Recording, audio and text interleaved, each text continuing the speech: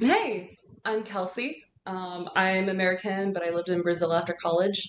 And today I'm going to talk to you a little bit in English about my experience and how I can help you and what I'm probably going to ask you guys. So I lived in Brazil after college. I taught English there, and then I worked in some hostels in Rio de Janeiro. Um, I have been speaking Portuguese since I was for around 11 years now. And when I lived in Brazil, I taught English. And then I worked in some hostels. Um, and since then, I have worked as a translator and a foreign language tutor. I have worked as a translator for 10 years, and I have worked as a foreign language tutor for about 15 years. So I teach English to Brazilians, and I also teach American students a couple other foreign languages. The first things that I ask every student when we're just starting are if they're students, what's your favorite subject in school? Um, if they're not students, what do you like to do for fun, or what is your occupation? The second thing that I like to ask my students is, so why are you learning English? And the reason why I ask, why are you learning and what are your goals with English are because I want to know how I can best help you. I want to know, I want to know why you want to learn and what you want to use it for and what your goals are so I can best help you. And there are really no right or wrong answers to any of these questions. It's kind of just like, okay, well, how can I help you achieve your goals? Because ultimately, you're going to be the person who's learning the language. You're going to be the person who is going to be using the language. You're going to be the person communicating.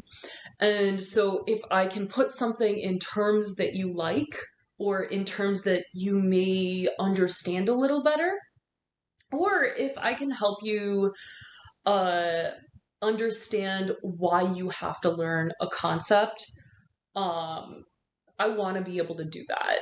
It's really important to me that when I am teaching a language, that the person who I'm teaching it to feels comfortable and feels like they're in a non-judgmental environment. Because the truth is that when you're learning a language, you have to have a lot of patience with yourself. And the reason why I say that you have to have patience with yourself is because learning a language can be hard. Um, it can be really vulnerable and it can be hard because you are literally growing another brain. And what I mean by that is that you're learning a different way to think.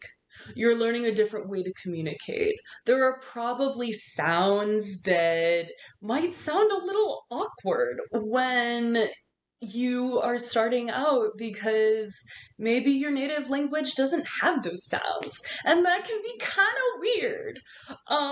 And you're not going to get it right the first time. You might sometimes, but the truth is that a language takes time and a language takes patience. And most of all, learning a language takes patience with yourself. Um, and so I want to create an environment for people where they feel like, okay, this is a place where like I can make mistakes and not be judged. I can learn something and be okay with learning. And know that like I might not get it right this time, but I will get it right eventually. The other thing that I like to do for my students is put things in terms that of their interests or in terms of their job. That way I can help people with concepts that may seem alien at first, but if you put it into terms that are related to your interests, etc., um, it can be a little easier to learn. Um, I will say that there really isn't like a right or wrong way to learn. Everybody kind of has their own way of learning a language. And so, like I said before, it's really important to be patient with yourself and understand that you're just growing a new brain, and that's why it hurts. And sometimes, and that's why it can feel so tiring sometimes because you're having to kind of learn a new way of thinking. And it kind of can feel like walking backwards in heels sometimes. So, there are things where I can help you with cheat codes. Um, there are, for example, if you can identify a certain route, if you can identify an ending, um, you can learn certain things quickly or more efficiently by learning those little codes. That said, there are things that you'll have to learn by hand. Things like um, things like grammar. There's really no getting around grammar. Um, you've got to learn how to communicate properly. But I'm really looking forward to working with you guys. Never stop learning. Tchau, tchau. Beijos.